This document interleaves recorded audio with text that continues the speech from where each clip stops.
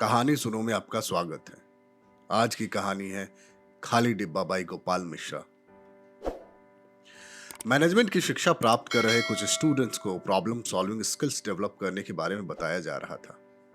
कुछ देर पढ़ाने के बाद प्रोफेसर ने बच्चों को एक केस स्टडी सॉल्व करने को दी। जापान की एक साबुन बनाने वाली कंपनी अपनी क्वालिटी और वर्ल्ड क्लास प्रोसेसेस के लिए जानी जाती थी, पर आज उनके सामने एक अजीब समस्या आ खड़ी हुई थी। उन्हें कंप्लेन मिली कि एक कस्टमर ने जब साबुन का डिब्बा खरीदा तो वो खाली था। कंप्लेन की जांच की गई तो पता चला चूक कंपनी की तरफ से ही हुई है। असेंबली लाइन में जब साबुन डिलीवरी डिपार्टमेंट को भेजे जा रहे थे तब एक डिब्बा खाली ही चला गया। इस घटना से कंपनी की काफी किरकिरी हुई। कंपनी के अधिकारी बड़े परेशान हुए कि आखिर ऐसा कैसे हो गया। तुरंत एक हाई लेवल मीटिंग बुलाई गई, गहन चर्चा हुई और भविष्य में ऐसी घटना ना हो इसके लिए लोगों से उपाय मांगे गए। बहुत विचार विमर्श के बाद निश्चय लिया गया कि असेंबली लाइन के अंत में एक एक्सरे मशीन लगाई जाएगी जो एक हाई रेजोल्यूशन मॉनिटर से कनेक्टेड होगी। मॉनिटर के सामने बैठा व्यक्ति देख पाएगा कि डिब्बा खाली है या भरा।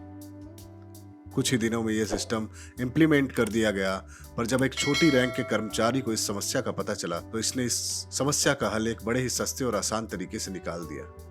एक ऐसा तरीका जिसमें न लाखों की मशीनें खरीदने का खर्च था और ना ही किसी आदमी को रखने की जरूरत। सोचिए, अगर आपके सामने ये समस्या आती तो आप क्या करते? तो उस आदमी ने क्या किया? उसने एक हाई पावर इलेक्ट्रिक फैन खरीदा और असेंबली लाइन के सामने लगा दिया। अब हर एक डिब्बे को पंखे की तेज हवा के सामने से होकर गुजरना पड़ता और जैसे ही कोई खाली डिब्बा सामने आता, हवा उसे उड़ाकर दूर फेंक देती।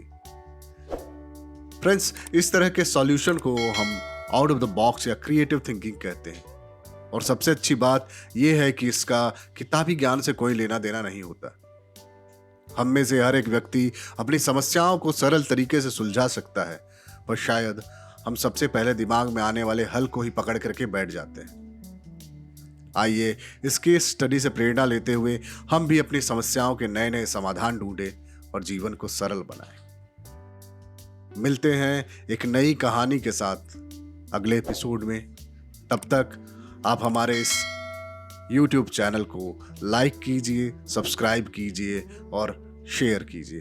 धन्यवाद।